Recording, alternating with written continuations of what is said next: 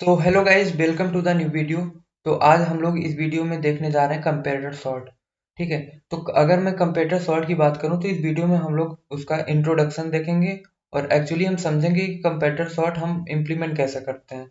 तो अगर मैं बात करूं कंपेरेटर सॉर्ट की, तो हमें नाम से ही पता चल रहा है कि जो सॉर्टिंग हो रही है कंपेयर कर करके हो रही है। तो अभी मैं इस चीज़ पे आता हूँ बाद में। सबसे पहले मैं ये बात करना चाहूँगा कि आई होप आप लोगों ने इसके पहले सॉर्ट फंक्शन का यूज इनबिल्ट किया होगा, इनबिल्ट सॉर्ट फंक्शन का यूज। तो आप लोगों ने एक चीज नोटिस की होगी, मैंने यहाँ पे जैसा लिखा है कि जो सॉर्ट फंक्शन होता है हमारा, एक्चुअली टेक्स 3 पैरामीटर। ठीक है, ये चीज आप लोगों को ध्यान देनी है कि वो 3 पैरामीटर्स एक्चुअली होता है उसके अंदर। बट जब हम लिखते हैं सॉर्ट, तो हम ये देखते हैं ना कि उसमें सिर्फ 2 पैरामीटर ही लिखते हैं, तो थर्ड कहाँ जाता है? तो थर्ड पैरामीटर इज हिडन, जो कि डिफॉल्ट उसका नेचर क्या होता है कि हमारा जो वेक्टर या एरे जो भी हम डिजाइन करते हैं वो इंक्रीजिंग ऑर्डर में सॉर्ट करता है। इंक्रीजिंग ऑर्डर का मतलब इस ऑर्डर में सॉर्ट करता है, लाइक 1 2 3 4। तो ये इंक्रीजिंग ऑर्डर हो गया। ठीक है। अब वही जगह अगर बात करें डिक्रीजिंग ऑर्डर की सॉर्ट करने की, तब हमें तीसरा पैरामीटर क्लियरली विजिबल रहता है हमारे सामने, जिसको हम ग्रेटर इंट कीवर्ड से डिनोट करते हैं। ठीक है। और आप लोग को बहुत ध्यान से ये चीज समझनी है, ग्रेटर इंट लिखने का यही तरीका होता है। ठीक है, ग्रेटर इंट इसके बाद स्मॉल ब्रेकर्स। अब ये यहाँ पे तीसरा पैरामीटर होता है जो कि इस वाले इंक्रीजिंग ऑर्डर के लिए वो हिडन होता है। अब इसका काम क्या होता है कि ये हमारे वेक्टर या एरे जो भी आपने बनाया है उसको डिक्रीजिंग ऑर्डर में सॉर्ट करता है, लाइक दिस फॉर्म। ठीक है। बट क्या ये जो कंपेरेटर सॉर्ट है इसका क्या रोल है? तो क्या यार, कंपेरेटर सॉर्ट देखो, कंपेरेटर सॉर्ट हमें वो हमारे पास हमको मतलब वो सब कुछ करने की इजाजत देता है जो हम करना चाहते हैं, जिस तरीके से सॉर्ट करना चाहते हैं हम अपने वेक्टर या एरे को या मैप को भी। हम आप हर जगह कंपेरेटर सॉर्ट का यूज कर सकते हैं। ठीक है। अब सबसे बड़ा एडवांटेज होता है कंपेरेटर सॉर्ट का, वो ये होता है कि जैसे यहाँ पे ग्रेटर इंट है तो इसने डिक्रीजिंग ऑर्डर में सॉर्ट कर दिया, तो बैकएंड में ये ग्रेटर इंट का कोड इम्प्लीमेंट हुआ है, जो कि हमें ट्रिगर करवाता है कि वेक्टर एरे को आप डिक्रीजिंग ऑर्डर में सॉर्ट करो। एक्चुअली अब हम इसका लाइव एग्जांपल देखने वाले हैं। ठीक है, कि ग्रेटर इंट एक्चुअली वर्क कैसे करता है और इसका बैकएंड में इम्प्लीमेंटेशन क्या होता है। तो मैं आप लोग को फटाफट एक एग्जांपल लेके दिखा देता हूँ। जैसे मैंने एक वेक्टर ले लिया, ठीक है, और वेक्टर में मैंने कुछ एलिमेंट पहले से ही डाल दिए। तो आप कुछ भी एलिमेंट ले सकते हैं, टोटली आप पे डिपेंड करता है आपने क्या लिया। इसके बाद में मैं क्या करूँगा, मैं इन इसके एलिमेंट को प्रिंट करवा लूँगा। ठीक है। तो आई होप आप लोग को आइटरेटर का कॉन्सेप्ट आता होगा, आइटरेटर की मदद से कैसे प्रिंट करवाते हैं। नहीं आता तो आप लोग ये देख लीजिए, सिंटेक्स यही होता है। तो आप लोग को एक्चुअली करना क्या है कि इसको हमें प्रिंट करवा लेना है। ठीक है। तो मैंने ये एलिमेंट्स प्रिंट करवा दिए। तो अभी आप लोग को पता है कि यहाँ पे क्या प्रिंट होगा, 10 230। ठीक है। इसके बाद एक काम करते हैं, हम लोग सॉर्ट कर लेते हैं अपने एरे को। तो सॉर्टिंग डायरेक्टली हम ऐसे ही कर लेंगे। तो हमने इसको सॉर्ट कर लिया इनबिल्ट फंक्शन की हेल्प से। ठीक है। और एक बार हम फिर से क्या करते हैं, इसी एलिमेंट्स को सॉर्ट करने के बाद में हम प्रिंट करवा लेते हैं। ठीक है। और इसको सेपरेट करने के लिए दोनों के आउटपुट को हम लोग एंडल लिख लेते हैं और यहाँ पे हम लोग गैप दे देते हैं जिससे कि एलिमेंट्स क्लियरली विजिबल रहें। ठीक है। तो इसी तरीके से यहाँ भी हम गैप दे देंगे। तो ठीक है, इसको हम रन करके देखते हैं। तो आई होप आपको आउटपुट इसका पहले से पता होगा। पहले तो 10 200 और 30 प्रिंट हो जाएगा। तो यहाँ पे कुछ मिस्टेक हो गई, हाँ यहाँ पे कोई बात नहीं। और नीचे वाले में 10 30 200 ऐसे प्रिंट होगा, जैसा कि आप लोग को दिख भी रहा होगा। ठीक है। अब बात ये आती है कि इसमें मैंने कोई क्या नया बताया। तो अभी तक तो नया कुछ भी नहीं था। मैंने कहा यहाँ पे थर्ड एक पैरामीटर भी वो इनपुट में लेता है। तो अगर हम यहाँ पे ग्रेटर इंट लिख देते हैं, तब इसका आउटपुट क्या हो जाएगा, तो ये रिवर्स ऑर्डर में सॉर्ट हो जाएगा। ठीक है। तो इसका भी सिंटेक्स यही है, एक बार इसको प्रिंट करके देख लेते हैं। तो यहाँ पे आंसर क्या आएगा, 230 10, जैसा कि आप लोग को यहाँ पे दिख भी रहा होगा। ठीक है। अब बात आती है कि क्या हम खुद का डिजाइन कर सकते हैं कंपेरेटर सॉर्ट? तो बिल्कुल, कंपेरेटर सॉर्ट आपको अलाउ करता है ना। आप जिस तरीके से सॉर्टिंग चाहते हैं आप उस तरीके से कर सकते हैं। जैसे मैं आप लोग को अभी करके दिखाता हूँ, कंपेरेटर सॉर्ट का आप कुछ भी नाम रख सकते हैं। जैसे मैं यहाँ पे मैंने COMP लिया। ठीक है, कंपेरेटर सॉर्ट। और यहाँ पे कोई भी ब्रैकेट वगैरह कुछ लगाना नहीं होता, सिर्फ आपको फंक्शन का नेम लिखना होता है। और ये जो फंक्शन का रिटर्न टाइप होता है बूलियन टाइप का होता है। अब मैं एक फंक्शन बना लेता हूँ जिसमें मैं बूल कॉम्प नाम का, क्योंकि कॉम्प यहाँ पे मैंने ले रखा है फंक्शन का नेम अपना। और एक्चुअली होगा क्या, यहाँ पे हम दो पैरामीटर्स मतलब एंट्री लेते हैं यहाँ पे। अभी सब क्लियर कर दूंगा कैसे क्या होता है, अभी आप लोग को बस देखते रहना है कि यहाँ पे दो पैरामीटर हमेशा, हर केस में हमें दो पैरामीटर एंट्री लेनी है, ठीक है, अपने इस फंक्शन के अंदर।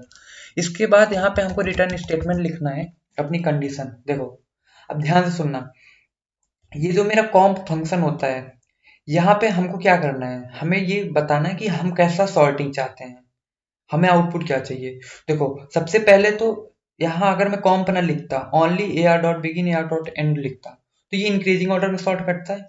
बट कंपेरेटर सॉर्ट हिडन रहता है वहां पे, उस केस में नॉर्मल सॉर्टिंग में जो इंक्रीजिंग ऑर्डर में सॉर्ट करता है। बट हम यहाँ पे खुद का कंपेरेटर सॉर्ट लिखेंगे और हम इंक्रीजिंग ऑर्डर में सॉर्ट करके देखेंगे और डिक्रीजिंग ऑर्डर में भी। और एक छोटा सा ट्रिक भी आप लोग को मैं बताऊंगा कि देखिए, अगर मुझे ग्रेटर इंट लिखने पे रिवर्स ऑर्डर में मिल रहा था सॉर्ट होके, तो कॉम्प लिख के क्या हम ग्रेटर इंट को इम्प्लीमेंट कर सकते हैं? बिल्कुल कर सकते हैं।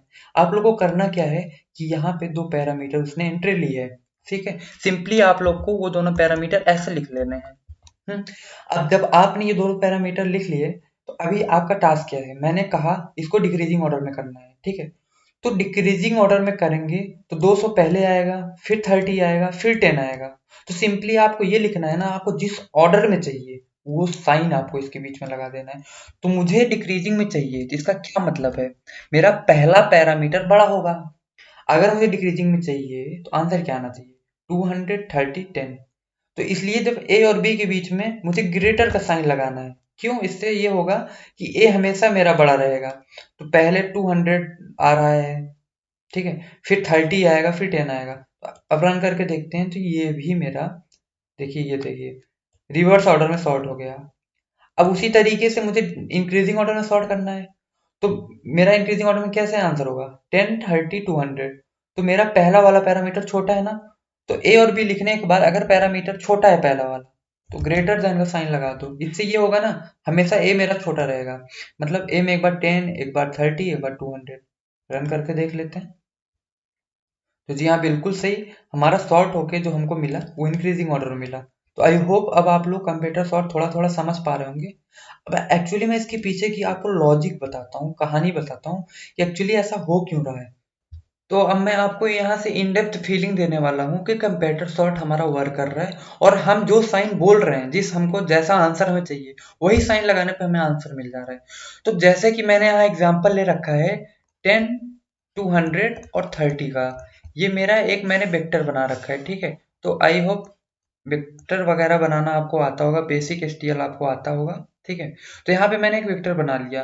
अब जब मैं यहाँ पे कंपेरेटर सॉर्ट लगा रहा हूँ ना, तो मैंने जैसा कि आप लोग को बताया कि कंपेरेटर सॉर्ट जो होता है, उसको जब हम डिक्लेयर करते हैं, ठीक है, तो उसके अंदर हम दो पैरामीटर हमेशा पास करेंगे। तो ये दोनों पैरामीटर आप लोग जानते हैं क्या होता है? देखिए, इस वाले पूरे, ये जो मैंने वेक्टर बनाया है, इसको कंपेरेटर में हम पास करते हैं। कैसे पास करते हैं?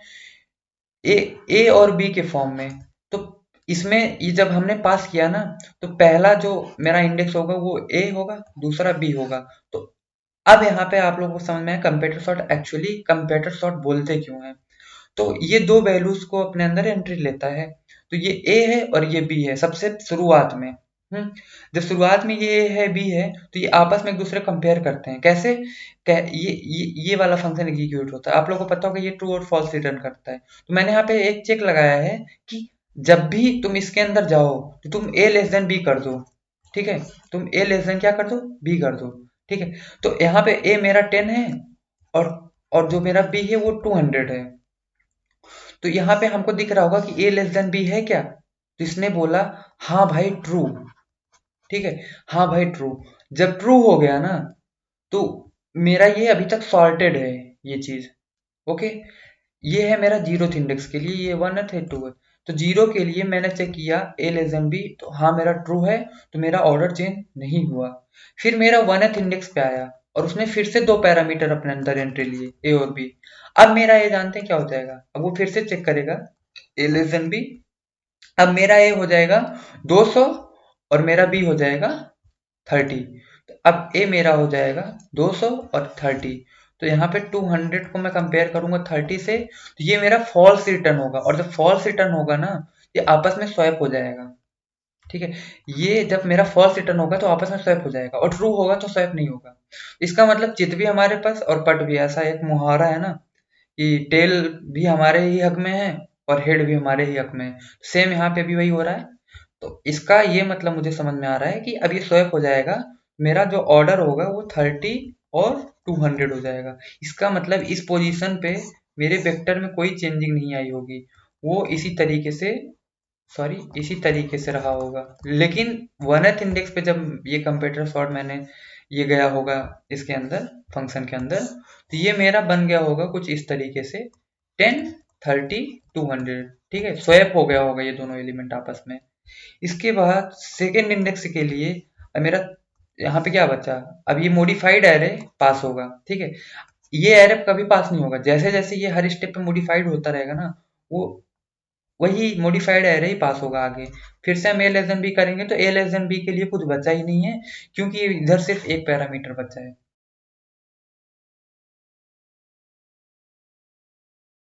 ठीक है, तो एक एग्जांपल और मैं ले लेता हूँ। जैसे कि मेरे पास एक एग्जांपल और ले लेता हूँ बहुत सारे एलिमेंट्स का। जैसे मैंने लिया 10, 200, 30, इसी को एक्सटेंड कर लेते हैं, 50, 500, 60। लेटर सपोज ये मैंने बहुत सारे एलिमेंट्स ले लिए, और इनको हम लोग एक बार कंपेरेटर सॉर्ट लगा के देखते हैं इसका एक्चुअली आंसर क्या आएगा। तो मैंने कहा ये 0th इंडेक्स है, ये 1th, ये 2th, ये 3, ये 4, ये 5।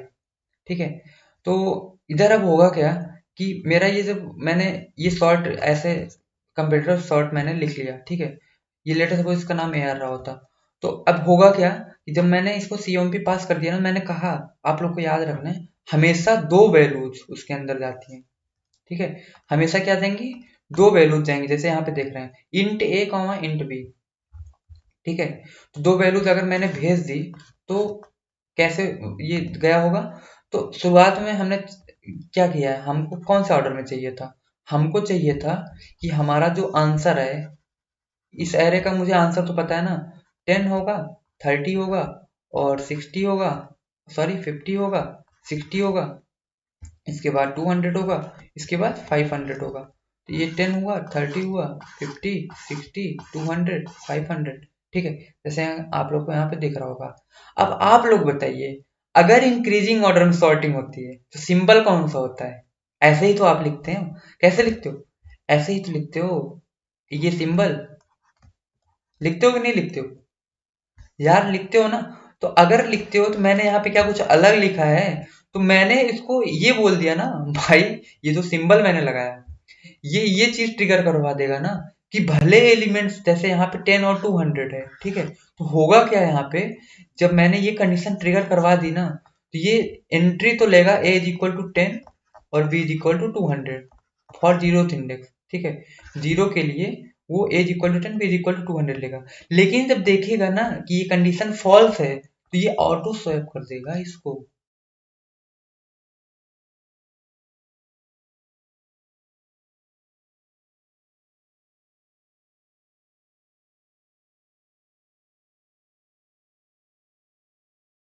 तो फटाफट हम एक एग्जांपल और देख लेते हैं। एक्चुअली मैं क्या करता हूँ, मैं वेक्टर ऑफ पेयर बना लेता हूँ। ठीक है, एक्चुअली ये हर चीज के लिए आप कंप्यूटर सॉर्ट अप्लाई कर सकते हैं। तो वेक्टर ऑफ पेयर जब मैंने बनाया तो int comma int, I hope आप लोग को वेक्टर ऑफ पेयर समझ में आता होगा क्या है। अगर नहीं आता तो प्लीज आप लोग पहले बेसिक एटलीस्ट आप लोग को पता होना चाहिए।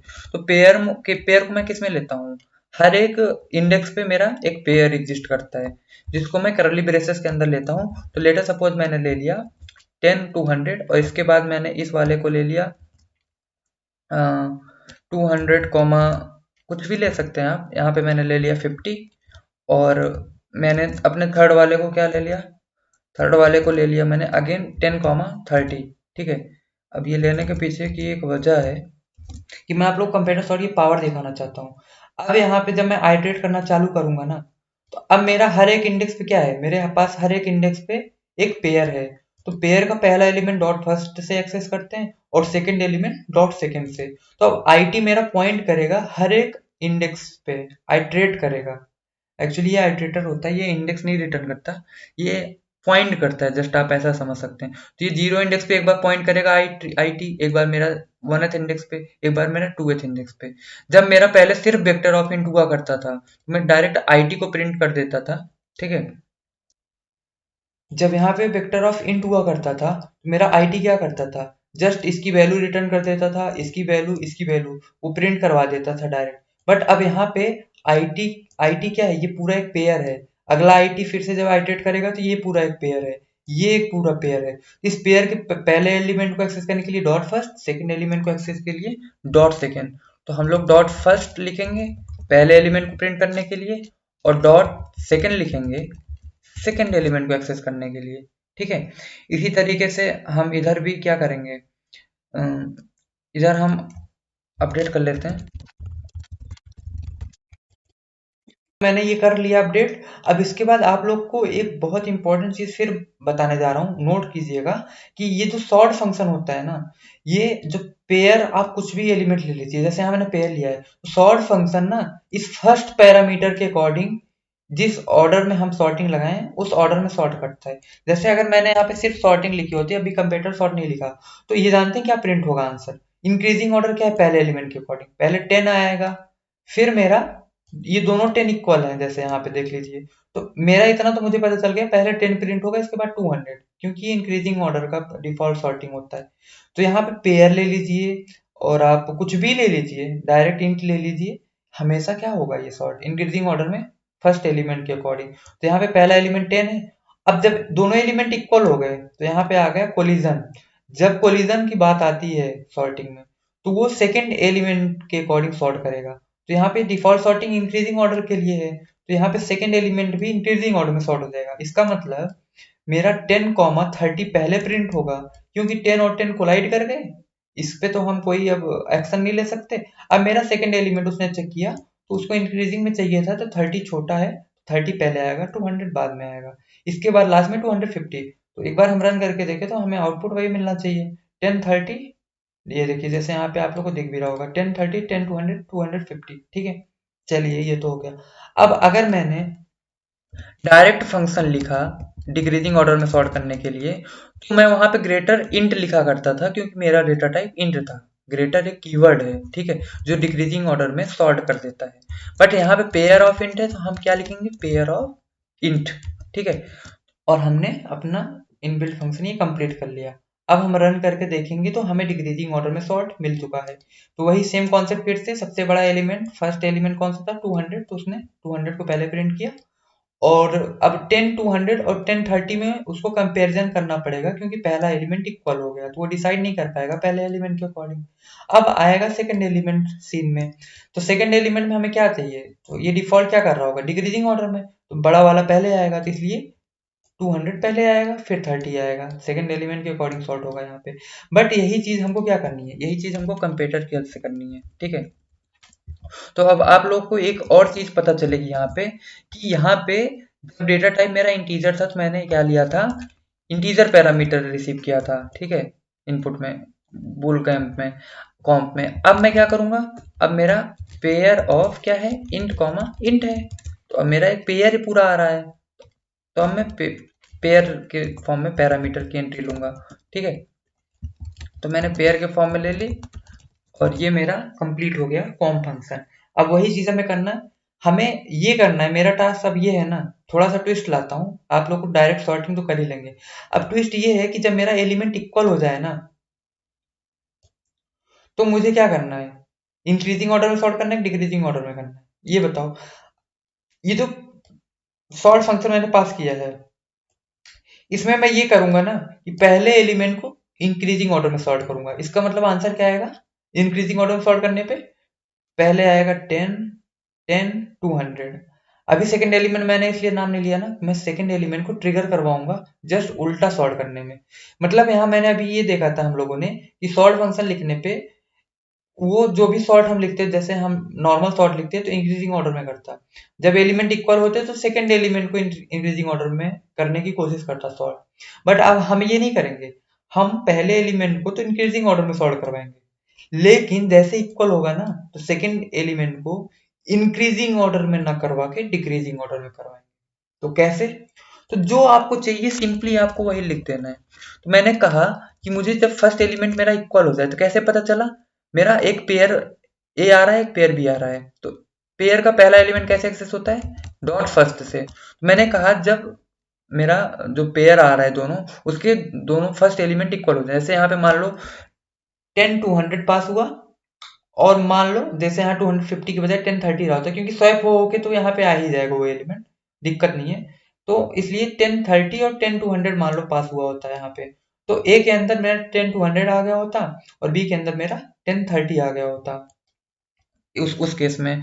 तो वहां पे क्या होता है, A dot first is equal to B dot first, इसका मतलब 10 इज इक्वल टू 10 है क्या? तो मैंने कहा यार बिल्कुल है। तो इस केस में आप लोग को क्या करना है? इस केस में मैंने कहा कि जब दो एलिमेंट इक्वल हो जाएं, ये जो फर्स्ट वाला है, तो मैंने कहा आप लोग को रिटर्न क्या करवाना है। तो रिटर्न में आप लोगों को दिमाग नहीं लगाना, एक चीज तो आपको लिख लेना है कि आप लोग को ए और बी तो लिख ही लेना है, ठीक है।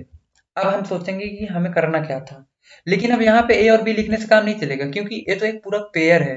तो हमें किस एलिमेंट को सॉर्ट करना है? तो डॉट सेकंड वाले को, तो ए डॉट सेकंड हमने लिख लिया और बी डॉट सेकंड लिख लिया। अब हमें क्या चाहिए? हमें चाहिए कि अगर मेरा एलिमेंट इक्वल हो जाए ना, तो उसको डिक्रीजिंग ऑर्डर में सॉर्ट कर दो सेकंड एलिमेंट के अकॉर्डिंग। जब मेरा एलिमेंट इक्वल हुआ 10 और 10, तो मुझे आंसर चाहिए 200 पहले आए फिर 30 आए। तो 200 को पहले लाना है, तो ग्रेटर देन का साइन लगा दो, सिंपल। क्योंकि मैंने अभी अभी जस्ट समझाया कि जो एलिमेंट जिस ऑर्डर में चाहिए वही सिंबल लगा दो, ठीक है। अब अभी तक हमने ये पढ़ा था ना कि अगर हमने कोई एक सॉर्ट लिख दिया, तो पहले तो वो इंक्रीजिंग ऑर्डर का मान लो लिख दिया, तो इंक्रीजिंग ऑर्डर में करेगा, दोनों ही एलिमेंट इक्वल हो गए तो दूसरे के अकॉर्डिंग इंक्रीजिंग ऑर्डर में करेगा। बट हम अब उल्टा कर रहे हैं। अब अगर दो एलिमेंट इक्वल हो गए, तो हम सेकंड वाले के अकॉर्डिंग डिक्रीजिंग में जा रहे हैं, बट अगर इक्वल नहीं है, डिफरेंट है, तो उसको इंक्रीजिंग ऑर्डर में कर दो। तो इधर हमने रिटर्न कर दिया ए लेस देन बी, ठीक है। A dot first less than B. आप लोग को ध्यान रखना है कि डॉट फर्स्ट डॉट सेकंड का कॉन्सेप्ट, क्योंकि ये तो एक पेरा पूरा एक पेयर हो जाएगा। तो अब यहाँ पे आंसर क्या आना चाहिए? आंसर आना चाहिए, देखो, जब मेरा 10 200 और 250 जाएगा इसके अंदर, तो क्या आंसर जाएगा? मतलब मेरा आंसर क्या जनरेट होगा? इस कंपेरेटर फंक्शन के अकॉर्डिंग ये करेगा क्या, कि चेक करेगा क्या A dot first B dot first के इक्वल है, क्या 10 मेरा 200 के इक्वल है, नहीं है, तो ये वाला स्टेटमेंट एग्जीक्यूट होगा कि A dot first less than B dot first कर दो। इसका मतलब 10 comma 200 is less than 200 comma 50, यहाँ तक तो ये इस ऑर्डर में रहेगा, ठीक है। इसके बाद फिर मेरा ये दोनों पेयर का कंपेयर होने के लिए जाएंगे इस फंक्शन के अंदर। तो अभी मेरा ए के अंदर 250 है, और मेरा बी के अंदर 10 और 30 है, ठीक है। तो यहाँ पे मैं आप लोग को दिखा देता हूँ। अभी मेरा ए के अंदर 250 है पेयर के अंदर, और बी के अंदर मेरा है 10 कॉमा 30, ठीक है। अब क्या होगा? अब ये चेक करेगा फिर से A dot first is equal to B dot first, तो जी नहीं, ये इक्वल नहीं है, ठीक है। जब इक्वल नहीं है ना, तो क्या करो, ये वाला स्टेटमेंट एग्जीक्यूट होगा। तो अब ये मेरा हो जाएगा स्वैप। जब स्वैप होगा, तो अब ये ऊपर चला जाएगा और ये नीचे, तो इस पोजीशन पे ये कुछ इस तरीके से होगा, 10 टू 100, इसके बाद 10 30, इसके बाद 200 और 50, ठीक है। ये कुछ इस तरीके से होगा यहाँ तक। अब क्या होगा कि ये कंपेरेटर सॉर्ट बार बार कंपैरिजन करता रहेगा जब तक वो पूरा सॉर्ट ना हो जाए।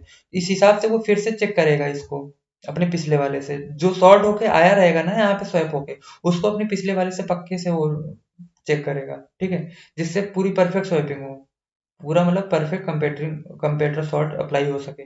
तो उसने जब 1030 को 10 200 से चेक किया ना, फिर से उसने वही चीज चेक की। अब उसका ए में 10 200 और बी में मेरा 10 30, तो ए में 10 200 और बी में मेरा 10 30। अब दोनों एलिमेंट हो गए कोलाइड, ये देखो ये हो गया। तो मुझे क्या चाहिए? सेकेंड के अकॉर्डिंग क्या चाहिए? डिक्रीजिंग ऑर्डर में, मतलब पहला एलिमेंट बड़ा कर दो दूसरा छोटा कर दो।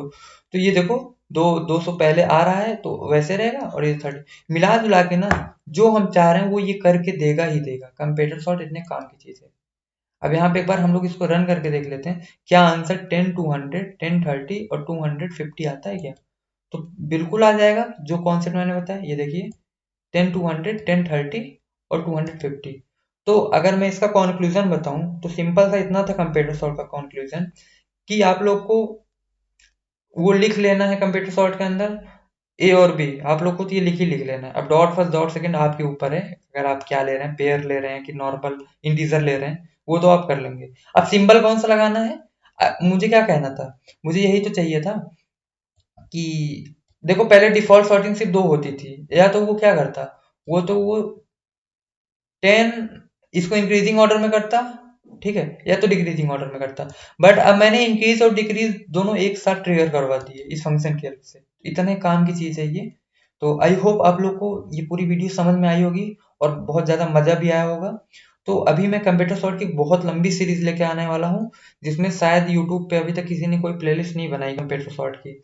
मैं इसमें इतने सारे प्रॉब्लम्स आप लोग को करवा दूंगा ना, कि आप लोग लीड कोड के जो मीडियम प्रॉब्लम है, कंप्यूटर सॉर्ट बहुत यूज होता है कॉन्टेस्ट वगैरह में, आप लोग उसको इजीली कर पाएंगे। ठीक है, तो अगर वीडियो अच्छी लगी हो तो लाइक कर दीजिए और चैनल को सब्सक्राइब तो कर ही दिए होंगे।